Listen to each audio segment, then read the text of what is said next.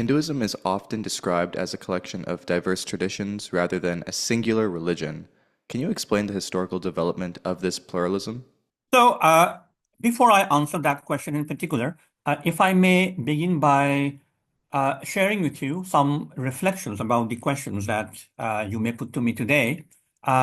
First of all, let me say thank you to you for inviting me to share with you and with your listeners my reflections on some themes relating to Hinduism. And I say this for the following reason. My job description at Cambridge involves two major components. One is to carry out research in the field called Hindu Studies, and the other is to give lectures to my undergraduate students. Now, these two components are somewhat in tension. So, when I publish my research in peer-reviewed journals and monographs, my writing style, for better or worse, is filled with or shaped by jargon, that is technical terminology. And my line of argumentation may not be accessible to, or may be accessible only to scholars who are familiar with the secondary literature. However, when I give lectures to undergraduate students, I cannot speak in this manner, right? So I have to explain every concept, I have to introduce every text, teacher, tradition. So let me just say that I find this type of an exercise of setting the stage or clearing the ground, whether in a lecture room or in a podcast such as this one, extremely useful. So I have learned a significant amount of what I today know about Hinduism precisely during such discussions where I have to go back, as it were, to the drawing board and start from scratch. So to come to your question straight away now, let's say we begin with the term Hindu itself. So this term can be traced back to a particular word, Sindhu, and that is a word in Vedic Sanskrit, roughly from around 1500 BCE. And this word Sindhu possibly applies to the river that we today call the Indus. And this word Sindhu became in the vocabulary of the Persians from around 500, 400 BCE, the word Hindu. So that is to say the sa sound was dropped and instead we have the ha sound.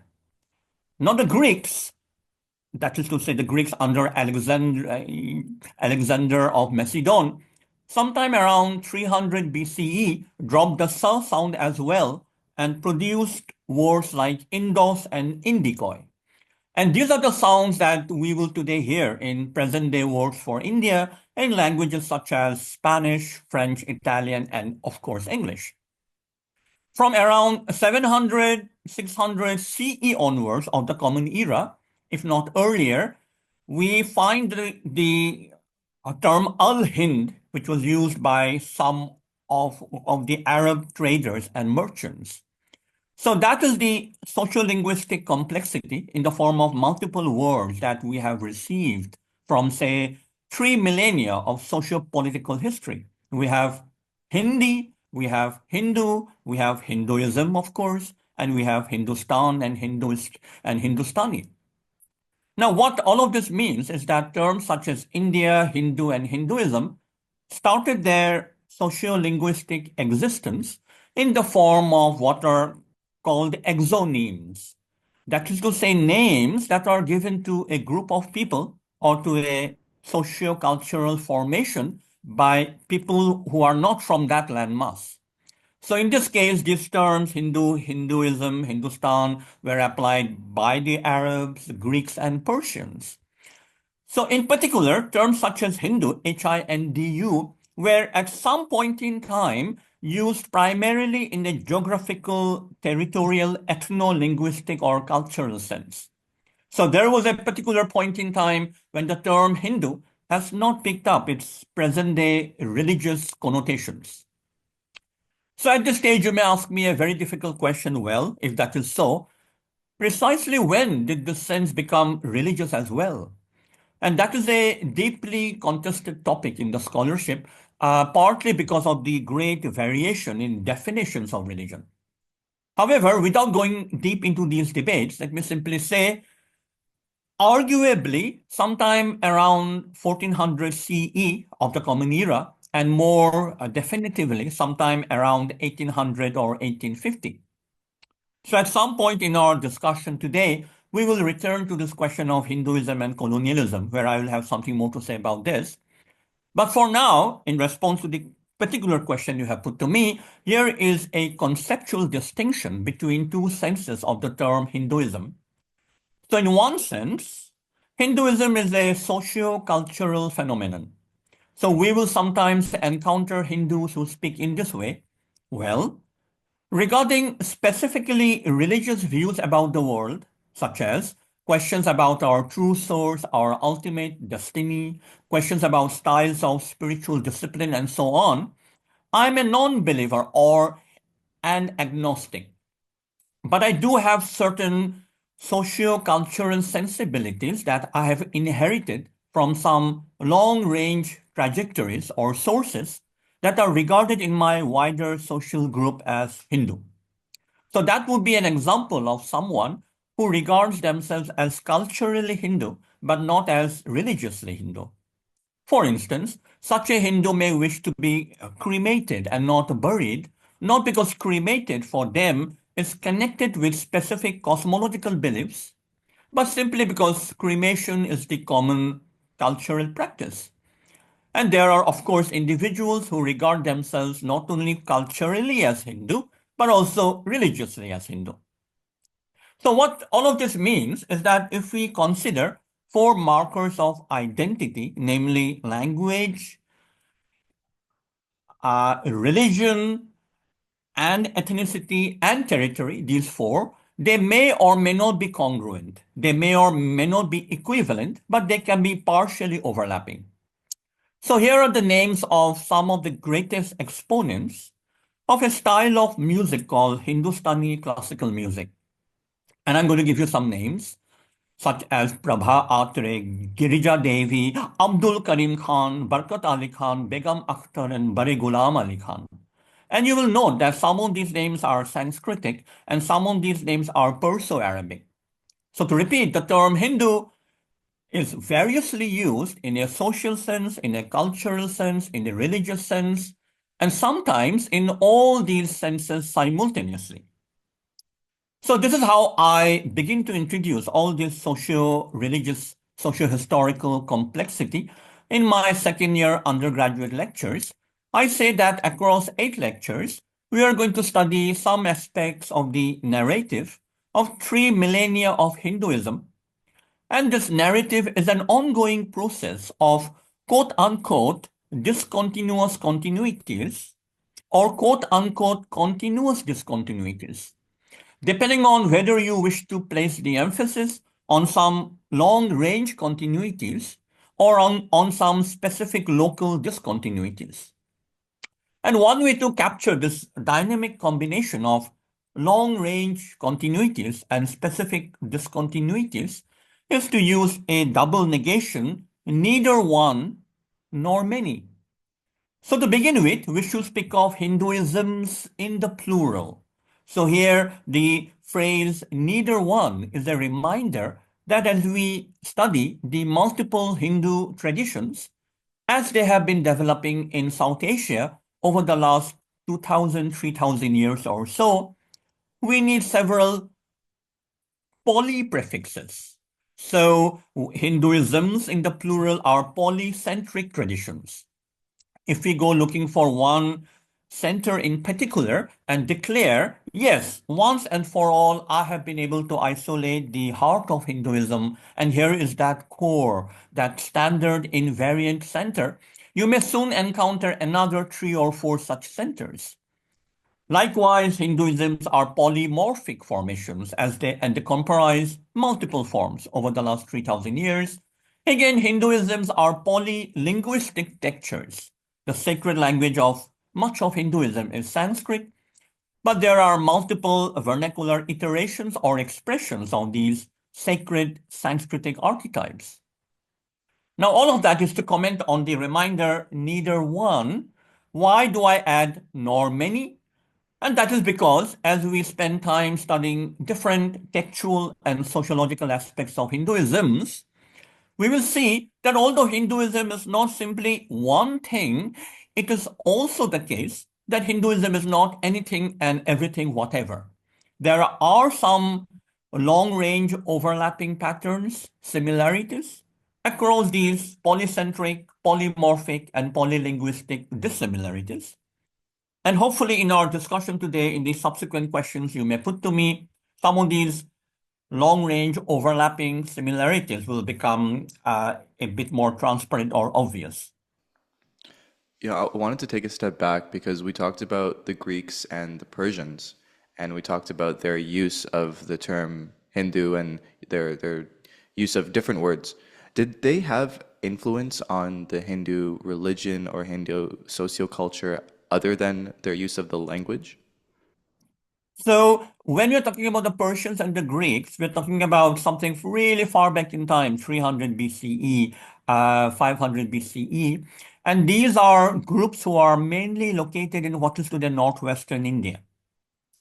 And some of the fundamental scriptures of Hinduism, as we will see very soon, the Vedas and the Upanishads, have already begun to be transmitted orally and composed and systematized around 1400 BCE and 800 BCE.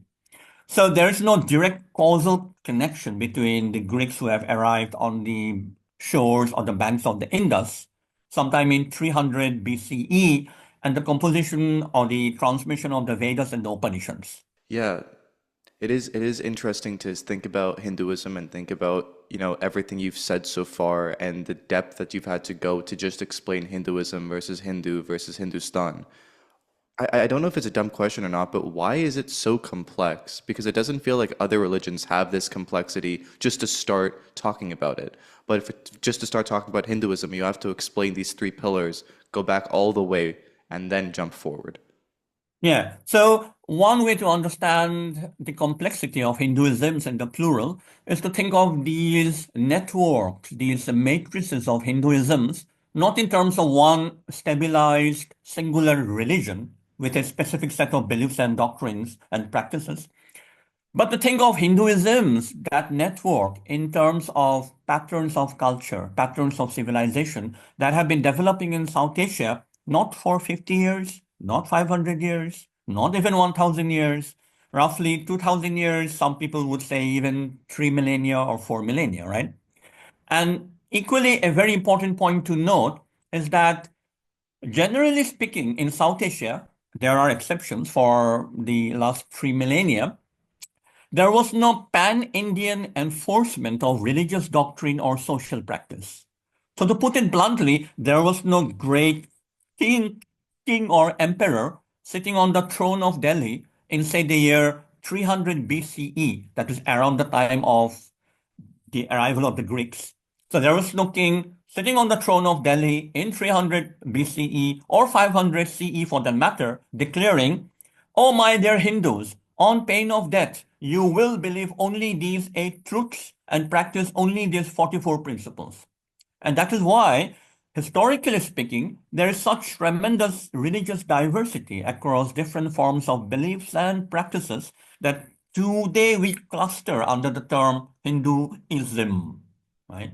So that is why it is very difficult to point out one particular doctrine or belief or social practice, because we are talking about patterns and currents and matrices of cultures, of civilizations. So through those patterns, cultures, and matrices of civilization, has there emerged one fundamental tenet of Hinduism, or is there a fundamental tenet across the ages? That's a very good question. Now, to return to a point that I made just a while ago about the polycentric, polylinguistic, polymorphic textures of Hinduisms, it is quite difficult, almost impossible, to state that such and such a belief or such and such a ritual practice is definitive for all styles of Hinduism in the plural. So in short, I can't really tell you what is the most fundamental tenet of Hinduism. However, to return to the point that I also made just a while ago, that there are indeed some long-range overlapping patterns across these multiple styles of Hinduisms. Let me say that the following set of views is fairly common from a philosophical, theological point of view. The true center of gravity in the human person is not the mutable corporeal physical self, not the physical body, but the imperishable immortal spark called the spiritual self, the jiva or the atman.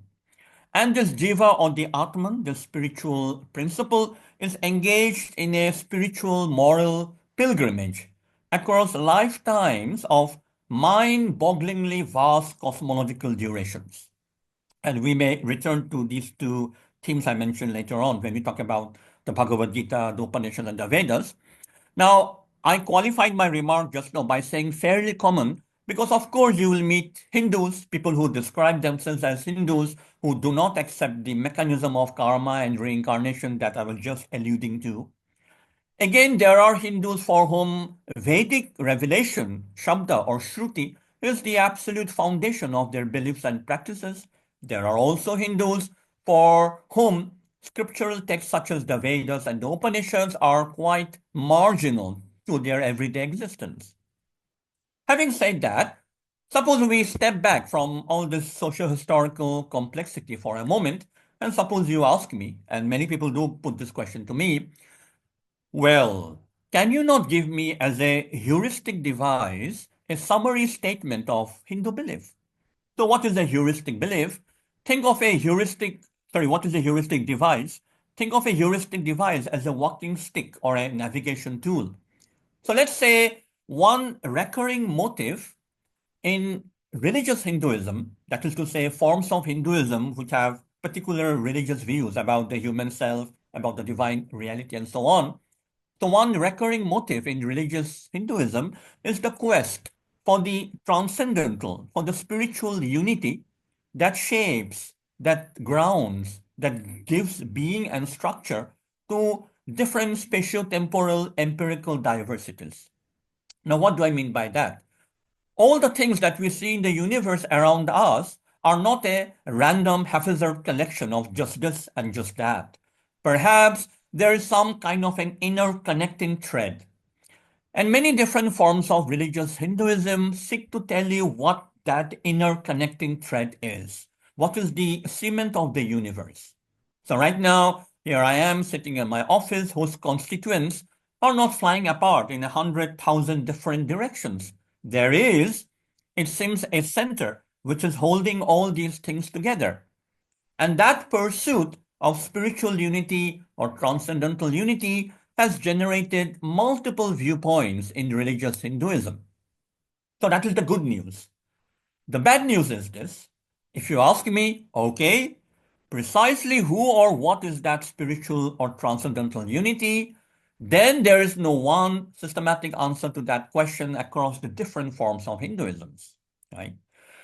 In contrast to what? In contrast to what are nowadays called the Abrahamic faiths, where we often hear the category of orthodoxy. And what is orthodoxy? Something that is measured in terms of specific doctrines or specific sets of creeds, and specific ways of living are framed or rooted in those doctrinal systems of belief. In many traditional, pre-modern, ancient Hindu contexts in South Asia, the category of orthodoxy is measured in terms of adherence to the Vedas as infallible revelation, Shruti or Shabda. So you are said to be an astika if you accept the Vedas as divinely revealed or as divine foundation, whereas the Buddhists in ancient India, for instance, are said to be Nastika because they do not accept the Vedas as divine revelation. Now, you will often hear in basic introductory textbooks on Hinduism that the real characteristic of Hindu ways of living is not so much orthodoxy, but orthopraxy. That is to say, right practice or right way of living or right way of being.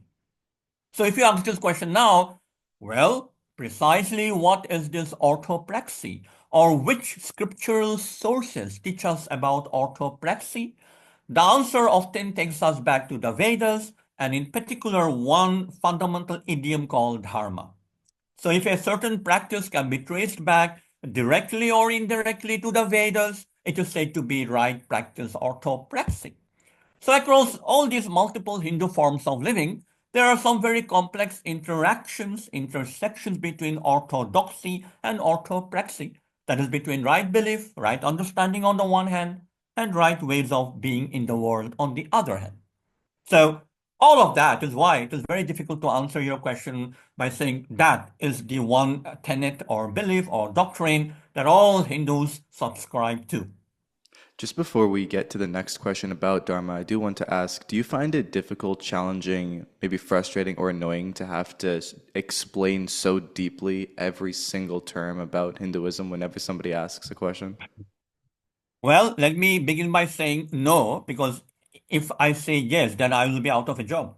It's my job description to grapple with all these complexities that I'm only beginning to lay out for you. Because you see, in my second year undergraduate lecture students, I give 8 lectures, and I keep on complaining it's not enough.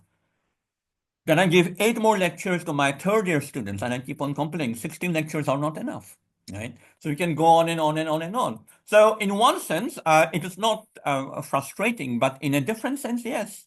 I so wish I could say these are the 5 principles, or these are the 39 doctrines, or these are the 5 practices, or 12 practices. Let's work on them. Having said this, I should also say that I primarily study all these complexities through a philosophical theological lens. And when you study these complexities through a philosophical theological lens, the complexity does not go away, but it becomes a little bit more manageable, right? So what is not going to happen is that you go to every village and you find a completely new philosophical system there. There are some patterns which are shared, and they're shared partly because of the influence of Sanskritic vocabulary, as we will see in some other questions that will come up, hopefully. I will have space to return to this point. So if you wrote a book, it would be like 700 pages. If I were to write a book, it will be at least one encyclopedia. But having said that, to put the point in the reverse direction, recently I have published a book book called Exploring Hindu Philosophy, and this book is directed to second-year undergraduate students. And that book is written out in about 62,000 words. No way. Yeah. So 62,000. yeah. And note, because the title says philosophy, exploring Hindu philosophy, as opposed to Hinduisms, right? If the book was about Hinduisms in the plural, I would have to write book after book, volume after volume in an encyclopedia. I mean, one person cannot do it. I cannot do it. I would have to write emails to many of my friends and colleagues and collaborators who would all come together to write the massive encyclopedia of Hinduism. I mean, such things do exist, by the way, anyway. But when I'm writing about the specifically philosophical or conceptual or theological aspects of Hinduism, as I said, and I repeat, the complexity is a little bit more manageable. It's a little bit more tractable. Coming back to Dharma, which you referred to, which is a central but very complex concept in Hinduism, what exactly is Dharma and how does it shape our, let's say, individual behavior and maybe the sociocultural norms in Hindu communities? Yes. So now this is again a very good and a very difficult question, so much so that I almost feel the need to draw in a deep breath. Now, in many forms of Hinduism, which are shaped by Sanskritic texts such as the Vedas, Upanishads, and so on, the term dharma encompasses aspects both of right belief and of right practice.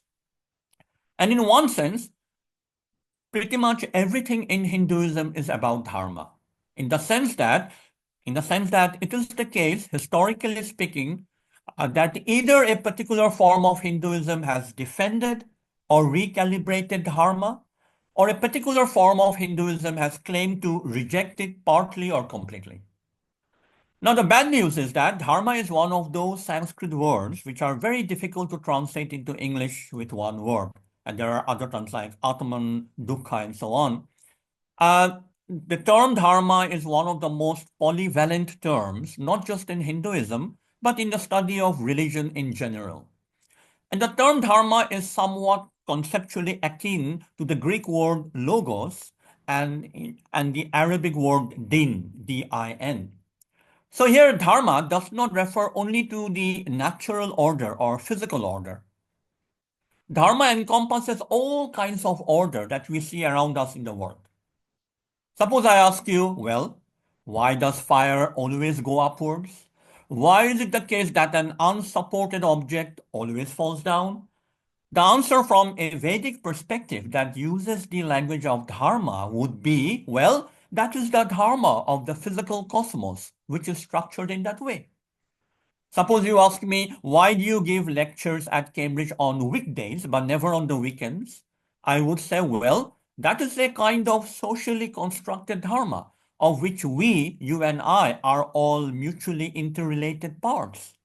So there is natural order, there is social order, there is linguistic order, there is moral order, there is judicial order, there is political order, and all these kinds of order that we may today, speaking in English, put in different boxes or categories are all encompassed by this one multivalent term, dharma.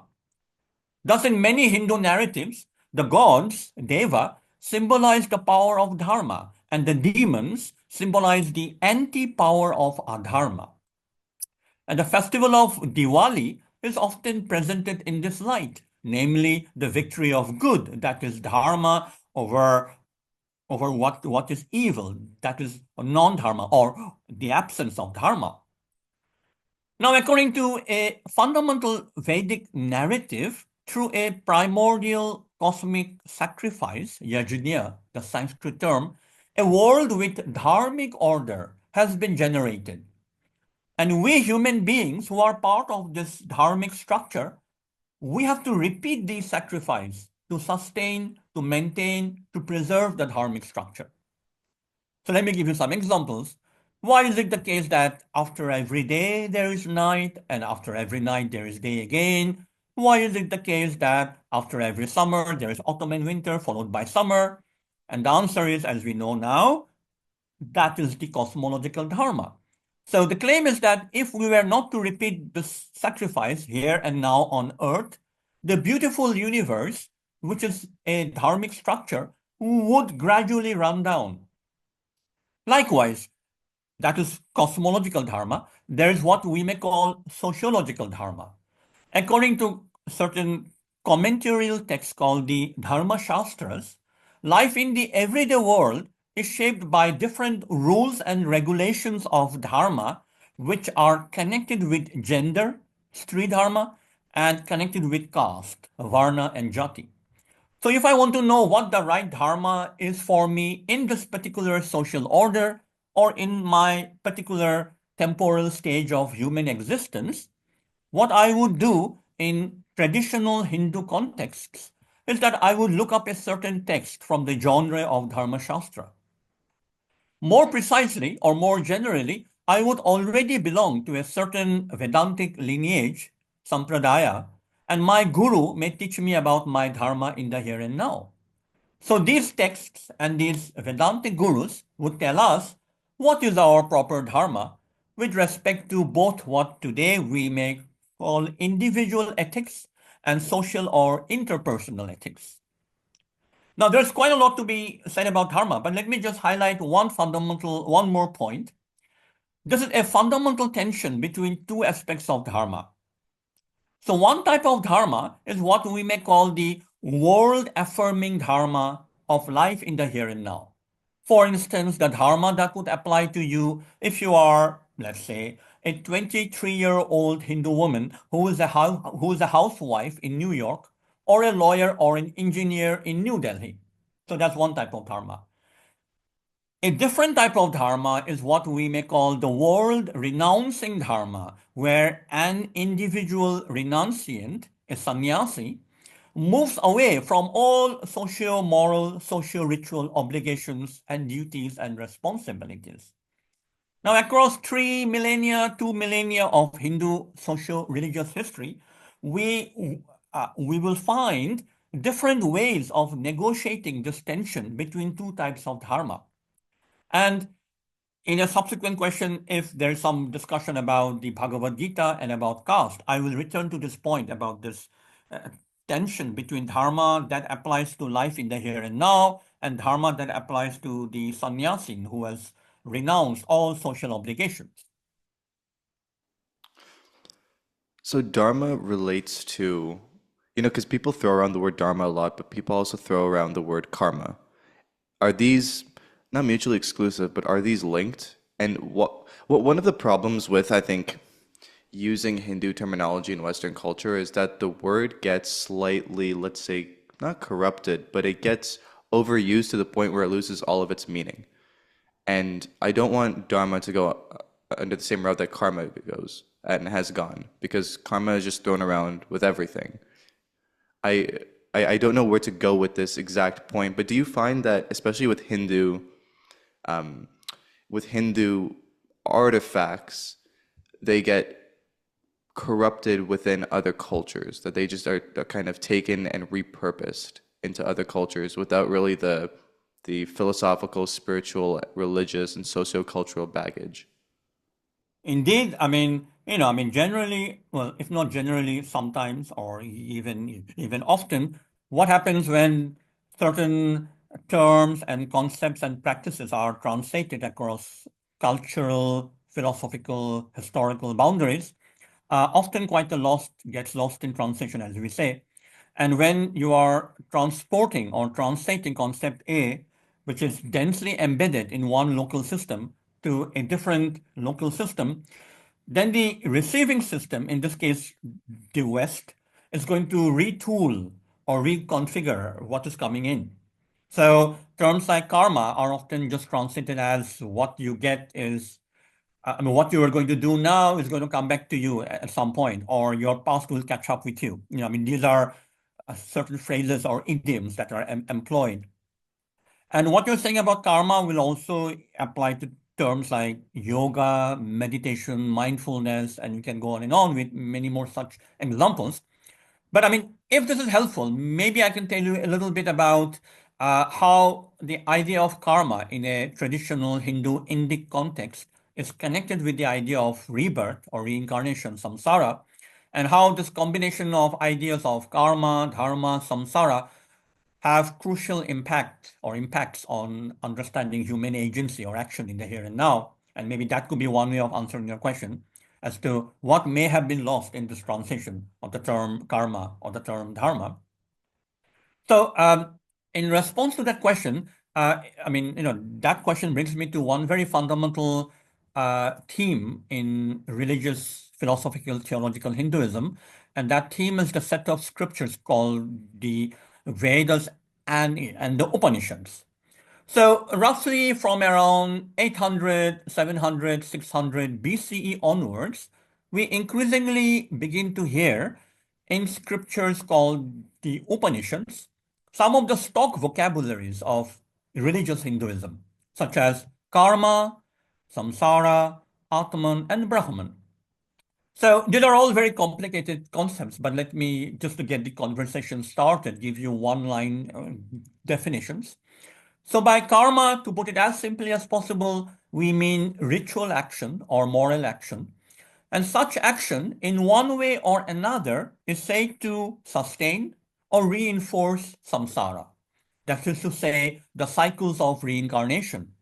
And the human embodied self, namely the jiva or the Atman, has to overcome its entanglements in samsara and move towards Brahman or become re-rooted in Brahman. So what is Brahman? The ultimate divine reality, which is completely untainted by worldly imperfection. Now, here is something more about karma and reincarnation. These notions are becoming introduced in the Upanishads, but it is in Vedantic worldviews, which begin to be developed from around 800 CE onwards of the Common Era, that a systematized understanding of karma and reincarnation is worked out. So this is more or less what that systematized understanding looks like. The claim is that every time I perform an action, there are two aspects or dimensions to that action. First, in performing that action, I will reinforce a certain tendency I have to perform more actions of that time. And this is more or less what we mean by habit. So that is one translation of karma as habit. So let's say I have a habit or I have a disposition of drinking coffee in the morning and not tea. So tomorrow morning, when I wake up and I make myself yet another cup of coffee, I am reinforcing this habitual disposition to like coffee and not tea. So that's the first aspect of karma. Secondly, every time I perform a morally significant or a morally relevant action, that particular action is said to leave behind a trace or a residue. And this trace or residue is metaphorically presented as a quote unquote seed. So, to carry on with this metaphor, the seed will bear fruit at some point in the future. So, the traces or seeds that we are sowing or leaving behind when we perform morally significant or relevant actions will generate fruit, and that fruit will be generated either in this particular lifetime or in a subsequent lifetime.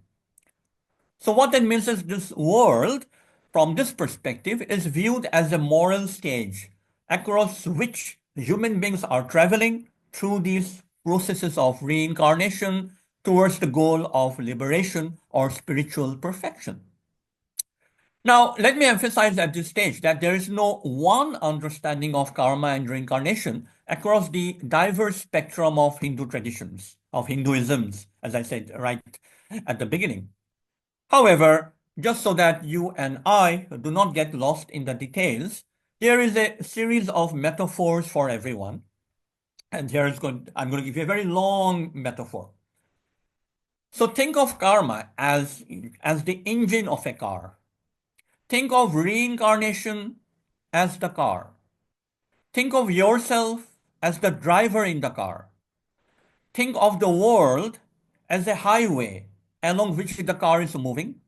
And finally, think of God, that is Brahman or Ishvara, as the ultimate destination of the highway. So the quality of our driving at stage C is a causal product of the quality of our driving at previous stages A and B. Just as the quality of our driving at stage C will inform and regulate the quality of our driving at subsequent stages D, E, and F. So in the light of this extended metaphor, we can think of karma as a bi-directional arrow. So in one direction, whatever action we perform, which is morally relevant, will reinforce a disposition to perform more actions of that type. And in another direction, whatever action we perform will leave behind, as I said just a while ago, some seeds. And these seeds are charged with a karmic momentum, and they will bear fruit in the future. Now, this fruit that we will get is said to be commensurate with the seed. So, the fruit will be in the form of joy or sorrow, and the joy or the sorrow I receive in the present is commensurate or is related to the quality or the nature of the seed.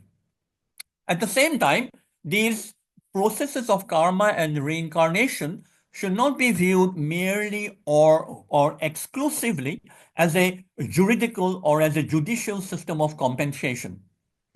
Because human beings are said to undergo in and through the retributive processes of karma a self-negating reformation of purification on the journey towards the divine reality. So a fundamental motive running through all these cosmologies of karma and reincarnation is that the suffering that is currently being experienced by an individual is calibrated by a karma-guided vector. And this vector will run across multiple productions and dissolutions of the world of samsara, which is said to be without a temporal origination. In other words, the question, well, precisely when did this world begin, does not have a chronologically determinate answer such as 13.8 billion years ago. As far back as we may go on a temporal continuum, there was yet a previous world order. And one of the main claims to cognitive fame of a cosmology that uses the language of karma and reincarnation is said to be its systematicity and completeness. So whatever instance of suffering out there exists is said to be taken care of in the sense that it, it is accounted for so that there is no pointless or meaningless evil. So such a world, which is structured by karma and reincarnation, is said to be a seamless moral whole. So the claim is that with the trustful assurance that there is ultimately no moral randomness in the world, each individual can forge their pathways of spiritual development across multiple lifetimes. And that is the complete cosmology of karma and reincarnation, which, to go back to your original question, is probably lost in some of these translations. Yeah, lost feels like such an under exaggerated term to talk about what you just talked about and then its relation to the way people use karma now and even refer to dharma. Yeah, it's fascinating how deep that entire terminology goes and how none of that is preserved. You know, I also wanted to make one parallel, if I may. I've been doing a lot of ancient Chinese research and reading, just reading about qi and Taoism and all of that. It seems like when you talk about karma and dharma as being like the engine or the lifeblood or things having their dharma, these feel like there are not overlaps, but at least overlaps in concepts. Do you find that ancient Chinese, or at least Taoism philosophy and Hindu philosophy and Hinduism and Taoism are somewhat similar? Like, do they have any overlaps that you found? Yeah, I mean, there are some very interesting conceptual resonances, and you have already pointed to some of them. You know, this idea that there's a fundamental nature to the way the world is, and what we human beings have to do. We have to find out what is that way the world is, and somehow place our own lives in conformity to that way.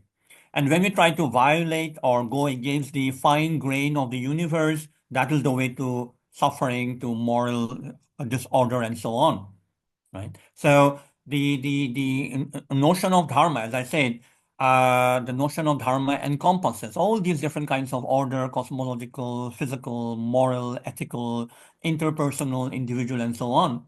So yes, I mean, certain ideas of Taoism and certain ideas of Vedic Hinduism, let's use that phrase, are indeed deeply resonant. So if the kind of great book of Taoism is Tao Te Ching by Lao Tzu, is the Bhagavad Gita the great book of Hinduism? Yeah, like the Bhagavad Gita has over the last say 150 years, 100 years become foregrounded as almost the Bible of Hinduism. Yes, indeed, I would say that kind of a comparison would be meaningful. Okay, so let me ask you two questions then. Why is it so influential, which we can go on a tangent, but why is it not so influential? Because in the West, we only refer to the Bible. We refer to things, this is the Bible of, XYZ, right? This is the Bible of AI or whatever. But nobody refers to things as the Bhagavad Gita. But everybody uses yoga or karma, as we talked about before. The Bhagavad Gita, for some reason, that terminology has not seeped in yet. Is there any reason why? I mean, I would say that one reason, thinking speculatively, would be that certain terms like yoga and karma can be dislocated much more readily than the concept of the Bhagavad Gita. Because the Bhagavad Gita is almost a complete package. It is a complete package with ideas about the human self, ideas about the divine reality, our relation to the divine reality.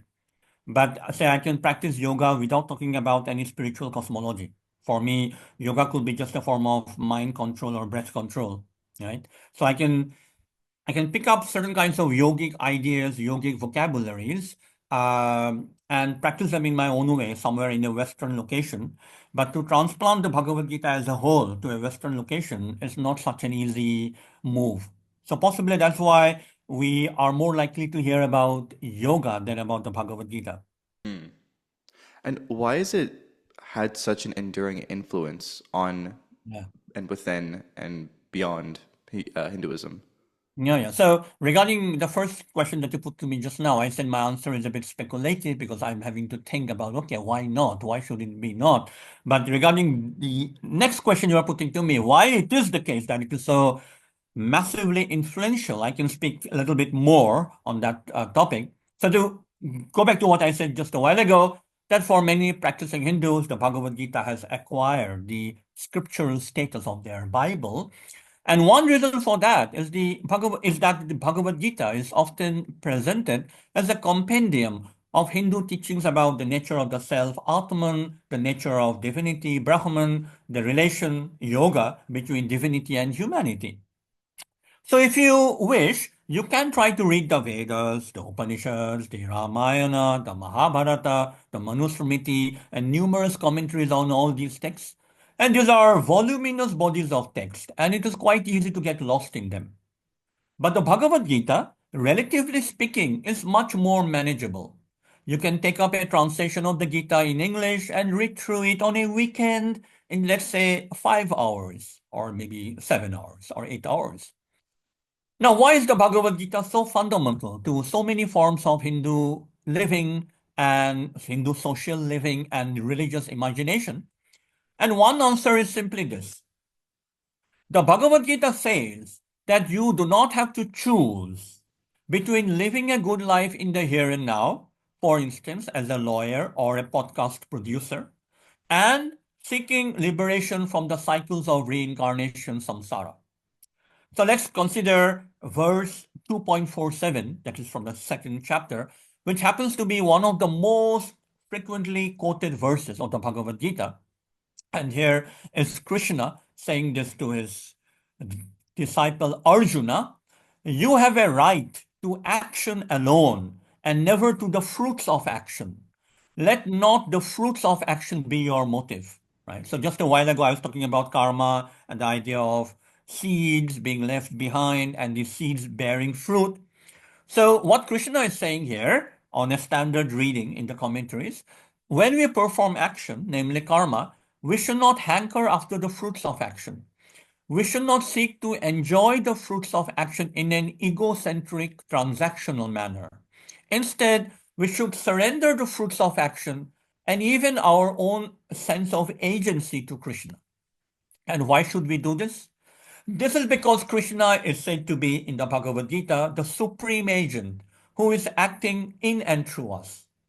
Therefore, the fruits of our karma do not truly speaking belong to us. They truly speaking belong to God. And the important claim of the Bhagavad Gita is that if I can perform action with an internal sense of detachment, with an internal sense of renouncing the egocentric I, then the actions that I am performing will not accumulate karmic seeds. So it means that I can keep on performing action in the world. I can keep on talking to you in this podcast. I can keep on living in the world. And although I am in the world, I'm not of the world. So according to the Gita, the true meaning of the term renunciation or samnyasa in Sanskrit is not some kind of physical migration to a remote island or to a remote cave in the Himalayas. Instead, it involves the renunciation, the negation of, of an egocentric sense of agency and my transactional expectations from my action.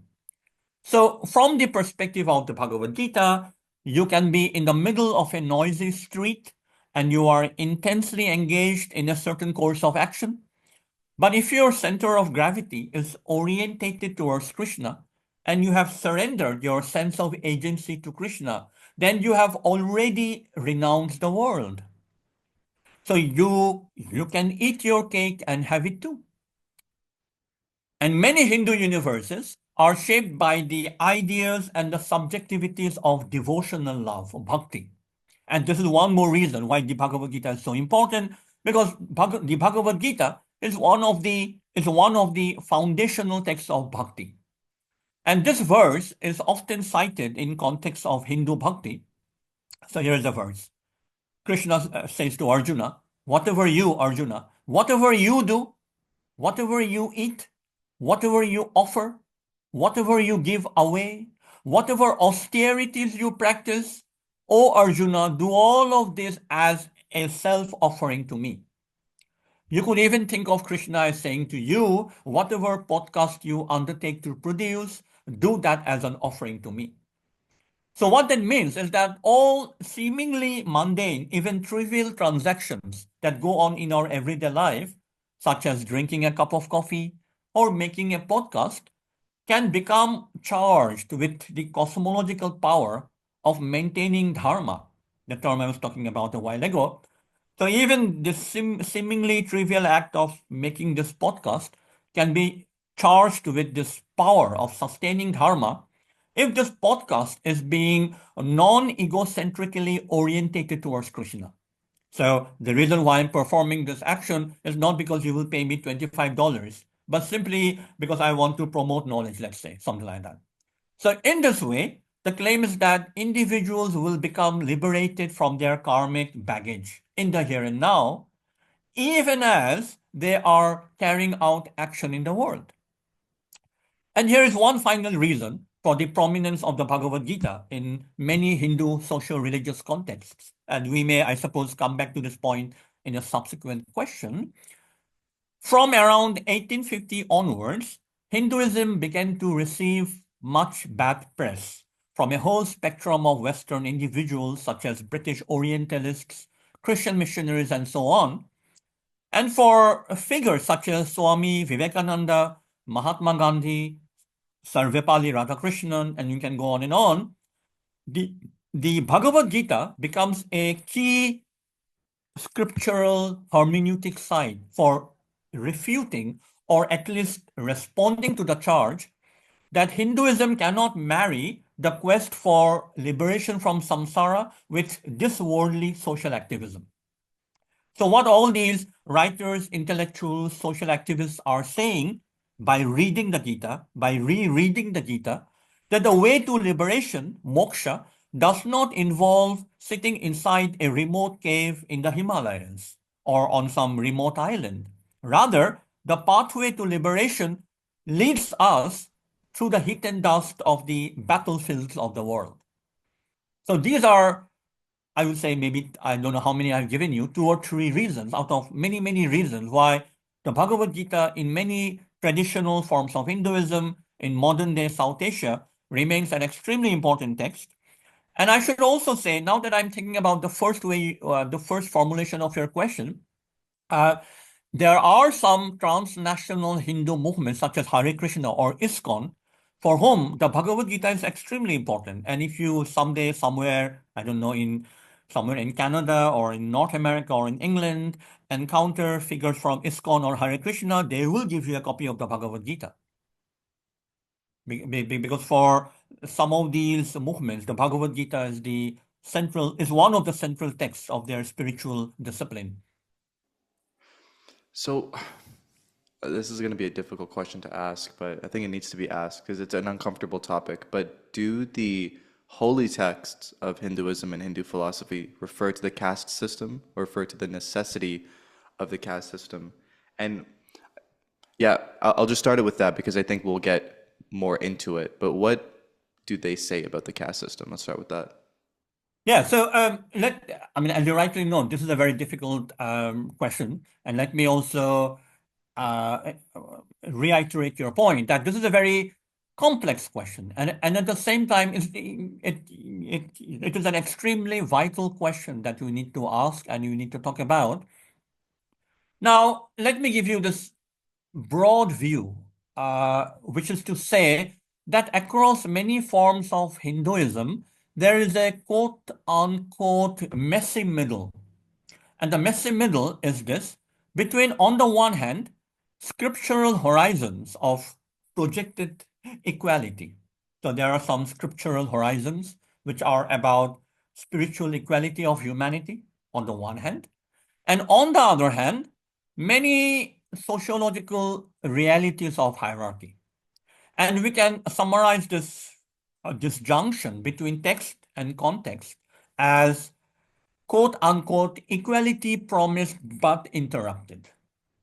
Or to look at this junction in a slightly different way, this is the disjunction between what scripture proclaims and what sociology delivers. Now, to make things slightly more complicated, the disjunction I pointed to just now between text and context can be found within two broad segments of scripture itself. So, certain verses from the Upanishads speak in the idiom of sameness, of spiritual sameness, that is rooted in the spiritual self, Atman. For instance, I can give you many verses, but here is just one verse. The Katha Upanishad, again, say 500, 600 BCE, declares that there is no difference here at all. And this declaration can be taken as an affirmation that socio-religious or socio-ritual inscriptions are not salient on the spiritual quest.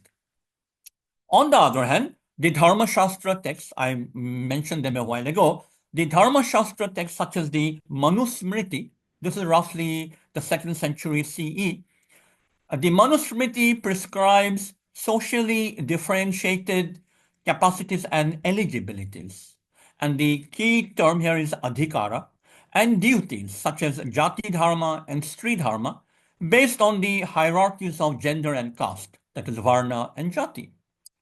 So at the heart of these socio-religious visions in texts such as the Dharma Shastras is the concept of dharma I indicated just a while ago. And the term dharma, to repeat, is a polyvalent term that has meanings such as order, custom, duty, morality, and ethics, and so on.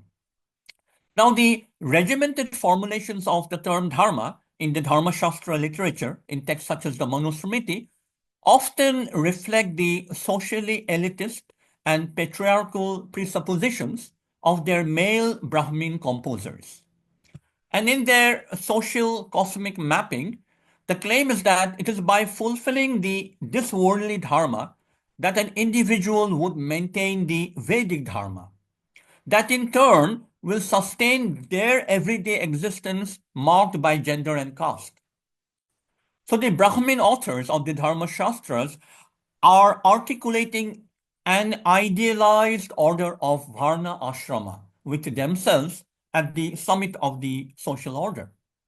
For instance, the Manusmriti prescribes differentially structured activities for the 4 Varnas or castes. For instance, the duties of Brahmins involve safeguarding Vedic knowledge and performing sacrificial rituals, while the lowest Varna, Shudras, would gain dharma by serving the 3 progressively higher Varnas. Now, if these Hindu scriptural narratives from the Manusmriti express a vision of what we may call quote unquote sociological austerity, there are some other scriptures which express a vision of what we may call spiritual abundance. Thus, in the tradition centered around the practice or the notion or the ideal of world renunciation, the renunciant, sannyasi, is said to transcend all hierarchical structures of dharmic roles. That is to say, the sannyasi has no varna, no caste, and the sannyasi is said to look at all beings with the eye of spiritual equality. Now, the multiple universes of Vedanta too have operated with this conceptual contrast between an individual spiritual identity rooted in the Atman, and the Atman is beyond all hierarchies of Varna and gender. So this is on the one hand, the spiritual identity rooted in the Atman, and on the other hand, the same individual's sociological role.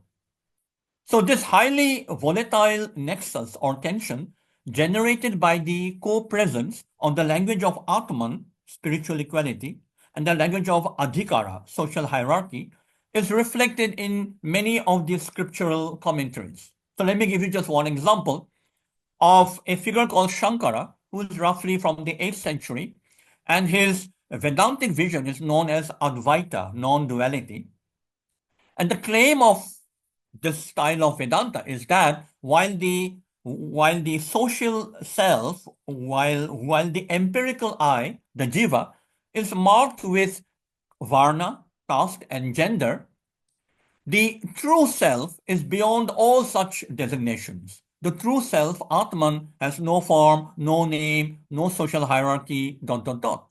The true self is nirguna. It has no social characteristic or marker or designation. But here is the paradox. Crucially, however, while the sage of Advaita has surpassed all such social hierarchies, Shankara says that Shudras, the lowest, the fourth Varna, people who are from that Varna do not have the ritual eligibility, adhikara, to take up Vedic inquiry. So it is almost as if Shankara is claiming that although the same white light pervades all reality, when it shines through certain types of social prisms, it loses the requisite luminosity. And the seemingly inconsistent combination of claims emerges from a worldview which is shaped by the temporal arrow of karma. So the claim is that not everyone is qualified in the here and now to view the world with a vision of sameness. However, if one patiently cultivates their dharmic way of living as prescribed by their guru and Vedantic tradition, then one will become qualified in a subsequent lifetime to rise to the summit of this vision and see everything with spiritual equality. Now, in this context, there's quite a lot more to be said, but let me speak in a slightly more speculative vein and say that here is a question that is sometimes put to me. Why is it so difficult to remove caste from Hindu sociocultural life? And I say, here is a short answer to a vexed question. Caste has both an epistemic or affective dimension and a structural or material dimension. That is to say, one individual's subjective consciousness and the wider socio-economic system, respectively. Now, knowledge is power, which is to say that forms of knowledge are densely embedded in structures of power. So let's say in a particular discussion setting at the University of Cambridge or anywhere else, nobody believes that a specific category of human beings is ritually impure or inferior. Even so, we cannot remove at a single stroke the long-range socio-economic asymmetries that we have received from the past. And these asymmetries continue to shape our individual mentalities and our social locations. So in short, between the psychic rewiring of one individual and the transformation of the whole system, there is often a temporal lag. And because of this temporal lag, the removal of caste or any kind of social stratification remains a formidable challenge. So these are some of my reflections on this vexed question of the relation between Hinduism and caste. So to quickly repeat, it depends partly on which text in Hinduism you're talking about, which particular lineage you're talking about. And even if a particular lineage is negating caste in principle, in theory, it may not be doing so in practice in the real world out there. So, does removing the caste system in India look different from removing the caste system in Hinduism?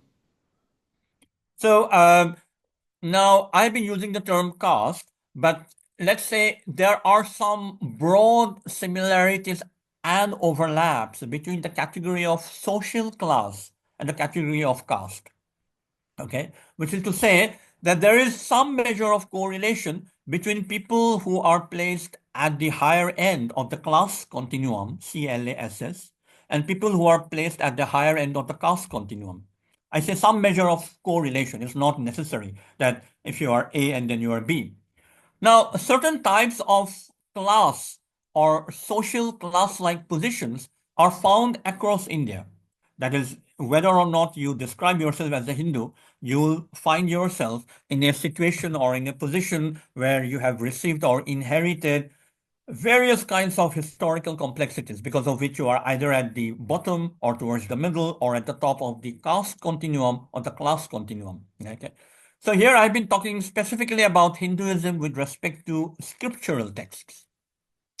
But when we talk about removing or at least minimizing the significance of caste in everyday life in India, then we cannot just appeal to scriptures. We'll have to talk about what politicians are saying. We will need to have the political goodwill to try to implement legislation in parliament and so on. We'll have to implement land reforms and so on, right? So to go back to what I was saying, therefore, on the one hand, we do need to change individual subjectivities, but even if I can change your subjectivity as one individual about caste, it is just one human being who has been changed, right? What we need is more long-range systemic structural transformation of the political economy, which will bring about these changes at the grassroots. So we can use politics to influence religion in some way. Or I would say the causal error can go both ways. For example, you may have read a particular scriptural verse from the Bhagavad Gita or the Vedas, and you say, aha, is that what scripture says? That we are all deeply rooted in spiritual equality. Therefore, you may, as a politician, draw the conclusion that if this is what scripture is inviting me to do, to look at the world through the vision of spiritual equality, then I must try to implement this vision in the here and now through political restructuration, right? So you can have deeply religious reasons for bringing about political changes, right? And politicians who may not be themselves religious can have their own reasons, secular or something else, for transforming certain aspects of religious life. So that causal error can go both ways. Sure, sure. One thing I do want to touch on before we get to colonialism is I wanted to talk about reincarnation and the afterlife and how Hinduism deals with that. Is this, because it's not really a scientific field of study, but there are a lot of accounts and a lot of writing on it. How do we think about reincarnation and the afterlife from in a grounded academic way? Okay, so that is a very interesting question. And, in the past, I have in fact uh, published a few articles on precisely this question about the reality of reincarnation and the verifiability of reincarnation. Right? That is number one, is this thing real? And number two, can it be verified? So let's put this question very directly. Can we verify in the here and now the reality of reincarnation?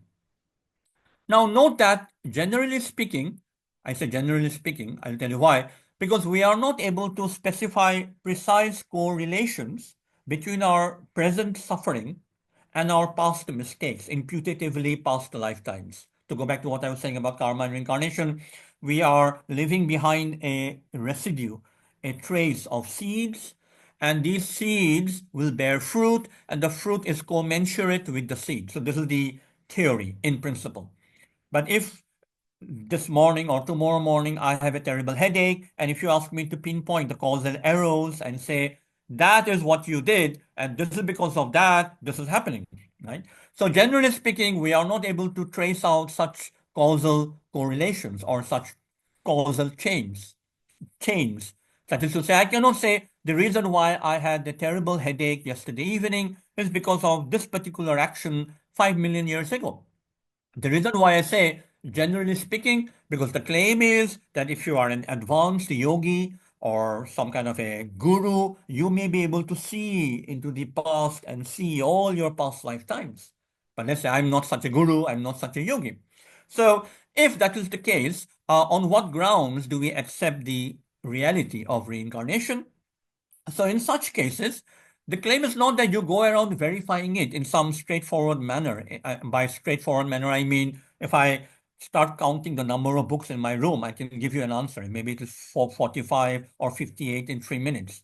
So the reality of reincarnation is not subject to this kind of straightforward verification. So why do some Hindus accept the cosmology of karma and reincarnation? Let's say in their case, in the case of many Hindus, most Hindus, the, the acceptance of this cosmology is shaped by a disposition or an attitude of trust. And the argument goes as follows. We believe that we are involved in cycles of reincarnation directed towards moksha, spiritual perfection, even though we have no knowledge regarding the how of the underlying mechanisms. We have no knowledge of the dynamics that are in place because we trust in figures such as our guru or in figures such as this particular yogi. And we trust that these people have seen deeply into the nature of reality. And let's say on day one, when you have not been able to verify the reality because you are not yet a guru or a yogi, but as a matter of trust, you accept that there is some kind of relation between all the terrible things that may be happening to you right now and something in the past. And you begin to live your life with this attitude of cosmic trust that there is some meaning, that there is some meaning to my existence, that no matter how terrible are the things that are happening to me, it is not something completely random or arbitrary. The universe is shaped by a moral order, just as the universe is shaped by a natural order. Things do not just start flying up in the air. So just as the universe has a natural order, you may have this cosmic trust mediated to you by a guru that the universe also has a moral order. I say may because it's not necessary that you will have it. But let's say if you do, then even as you are going through a terrible headache, or even as you are going through a rough patch in your life, you keep on persevering, thinking that there is a cosmic reason that is not accessible to me right now, and that cosmic reason is shaping my present day suffering. What advice do you have for Gen Z on the spiritual or religious path? Would you, is finding Hinduism the greatest thing that somebody can do, or is it a very difficult, arduous path? Maybe those are mutually exclusive. Yeah, so again, I mean, this will take us back to this discussion we had a while ago about karma and yoga and so on. So not just about Hinduism. Let's make a general observation about religions. So let's take a religion R, and a religion R will have its own historical foundations in its scriptural texts, its ritual practices, and its institutional embodiments and mechanisms. It has a particular tradition, so on and so forth. Now, there may be people who are bystanders who cannot accept the whole package for all kinds of reasons. And people who cannot buy into the whole package, they may yet say that there are some aspects of this complete package that are deeply meaningful to me, that resonate with my own spiritual quest. And such people may undertake this type of spiritual experimentation, let's say, let's put it that way, to try to sample or taste or savor some aspects of the religion, right? Now, in carrying out the spiritual experimentation, it will be the case that something will be lost in translation, right? To go back to our discussion, because you are not buying in the whole package. You are not becoming a complete inhabitant of that worldview. You are accepting some aspects. Now, what would be some aspects of Hinduism that some people may wish to accept or buy into without buying the whole package? Well, it will depend on individual to individual. Um, but if you read the biographies or the autobiographies of some Westerners over the last 50 years or 100 years who have moved in different ways into the worldviews of Hinduism, here is one out of many things they say. One of the things that draws them, this is what you will see in those reports, to some Hindu practices, spiritual disciplines, is the claim that the divine reality is omnipresent, is always with you in the here and now. You don't necessarily have to undertake a rigorous or a difficult pilgrimage to some remote hill station or temple. You don't necessarily have to undertake a very rigorous form of asceticism or and so on. Uh, you have to somehow turn your vision inward and become and realize that this divine presence is always with you at all times. And this is a claim that, to go back to what I was saying just now, you will find in many of these reports of Westerners that, this is what drew me towards Hinduism. Now, in that report I gave you, I was not using terminology like karma or Atman or Brahman. I was just speaking in English, right? So that could be one possibility that some people may find deeply spiritually significant in Hindu spiritual traditions. The claim that the divine is omnipresent and always with us. Would you say Hinduism is more spiritual or religious? So that will depend on how you use those categories, those terms, right? Say, I can define the terms religious and spiritual in such a way that Hinduism is in fact more religious than spiritual. And you can define those terms in such a way that Hinduism is more spiritual than religious. And because nobody really seems to agree on how these two terms are defined or should be defined, it is difficult to answer that question. Having said that, if what we mean by spiritual is a set of claims that do not require you to buy into some heavy package, right? Or say, for example, the claim that God is present with you. Never mind what the name of that divinity is. Is it Brahman? Is it Krishna? Is it Shiva? Or what scriptural text should I be reading? Is it the Veda or is it the Bhagavad Gita? I say to you, well, on a beautiful spring morning, look at the beautiful sky and just look at the birds flying past. And the feeling that you will have, the sentiment of vastness, is a spiritual sentiment. Suppose that is what I mean by spirituality, right? Then I can claim that this is grounded in the religious doctrine of the omnipresence of God. Do you believe in God personally? I believe in God, yes. Does your study of Hinduism affect your belief in God? Yeah, I mean, again, I would say it is not a one-directional arrow. It's not the study shaping my belief in God, but it's also my belief in God shaping my study of Hinduism, right? So it's a bi-directional arrow. Can you say more? So Yeah, say more about that, please. say for example, Hinduism, to go back to our very first question, is like a vast ocean, right? And there are all kinds of things that I can pick up for study. But if you look at, say, my CV, and if you look at the kinds of articles and books I publish, many of my articles are directed by religious questions about the nature of reincarnation, about the possibility or verifiability of reincarnation. Many of my publications are also about Hindu-Muslim and Hindu-Christian borderline existence, interreligious dialogue, a comparative philosophy of religion. So these are all questions that are shaped by and driven by my own religious quests. So my religious quests, my religious pursuits, they tell me, or if not tell me in some direct form, at least subliminally inform the topics that I pick up as meaningful or significant or interesting. And then, of course, the more I read about Hinduism, the deeper my understanding is or not, that has an impact on how I understand questions about divine reality, human reality, the relation between humanity and divinity. Right? So nowadays, people use a phrase, scholar hyphen practitioner. So you can be a scholar practitioner, that is to say, you can try to study in a critical vein the very religious traditions you may be, or the very religious tradition that you are inhabiting or practicing. And so there's no fundamental contradiction between being a critical student of a religious tradition and being a member of it. There's no fundamental tension. I mean, there will be points of tension where, let's say, your lineage or your tradition has said so and so is so, but you spend a lot of time studying a certain text and you realize that actually it is not so, right? So there will be certain points of tension.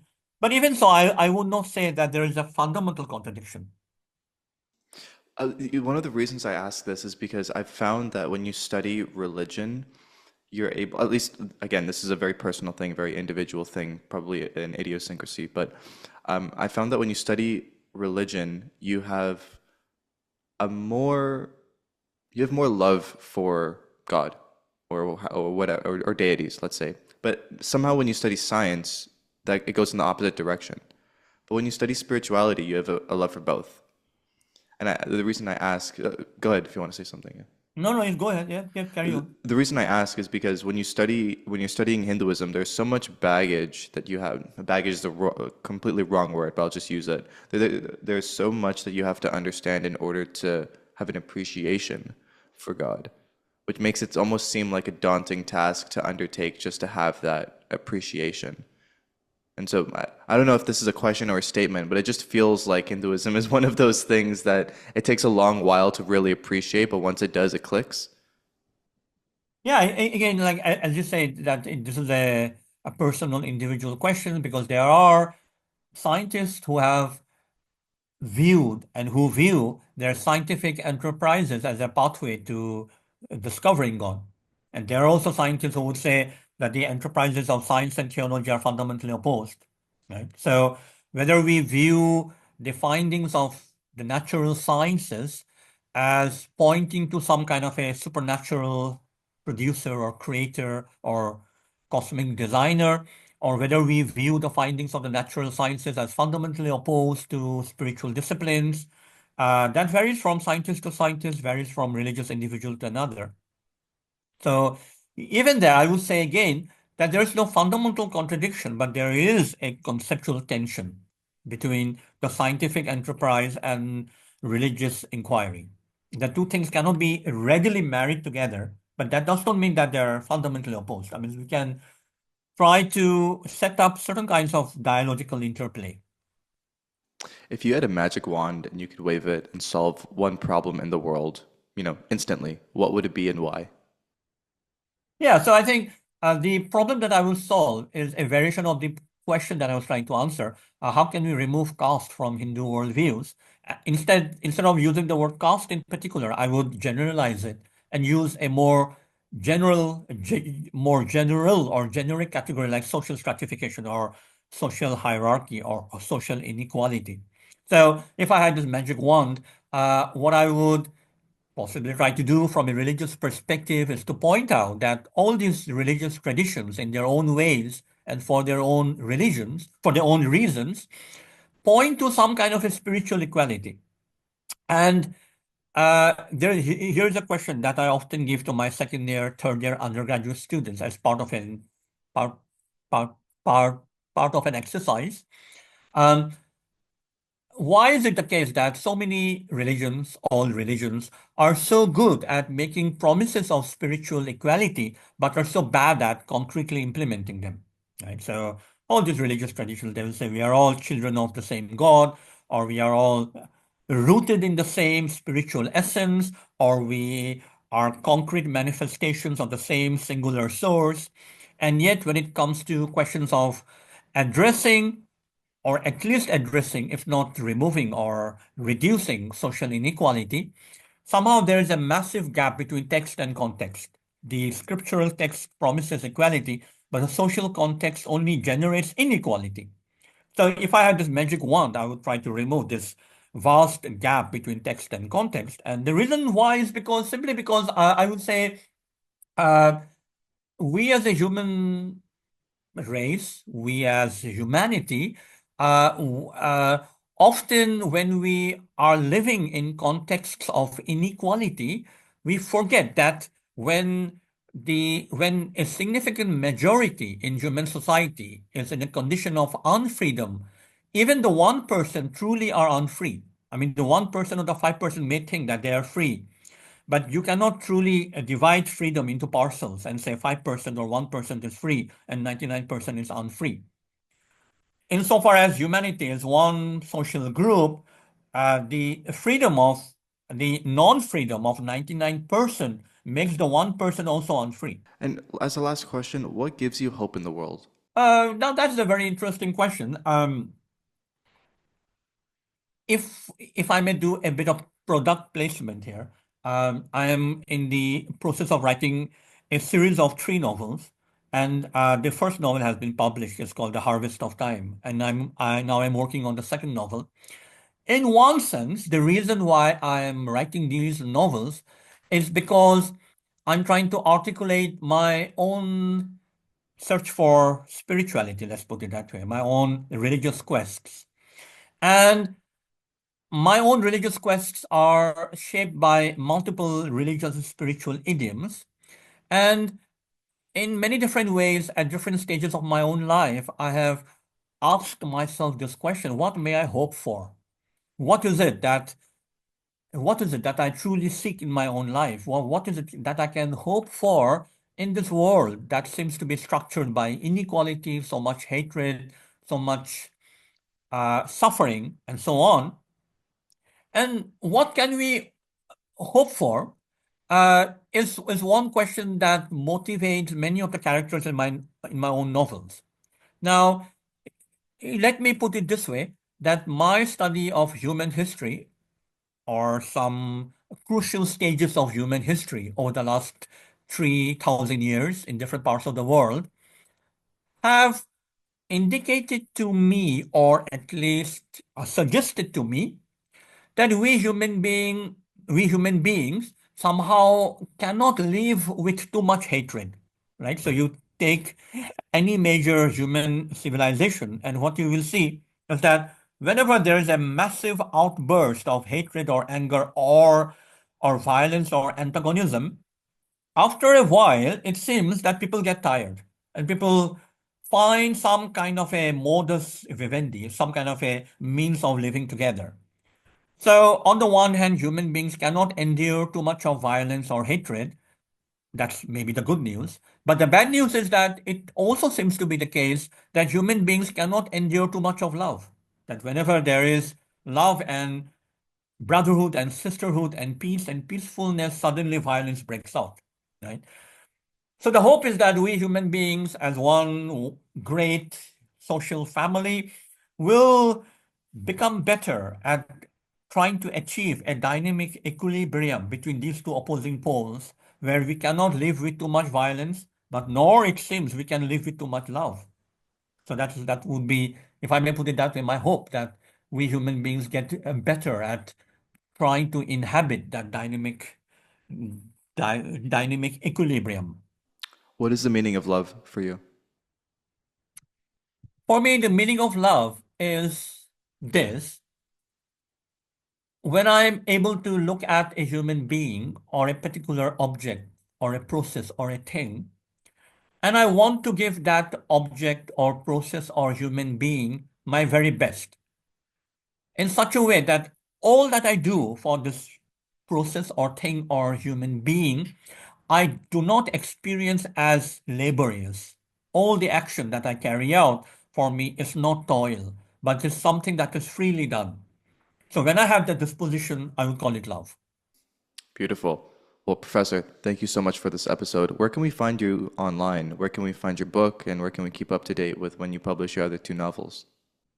Well, I think you can just look at my website on my Faculty of Divinity at the University of Cambridge. Fantastic. Well, all those links will be in the description. Professor, thank you so much for this conversation. I've learned so much. Thank you. Yeah.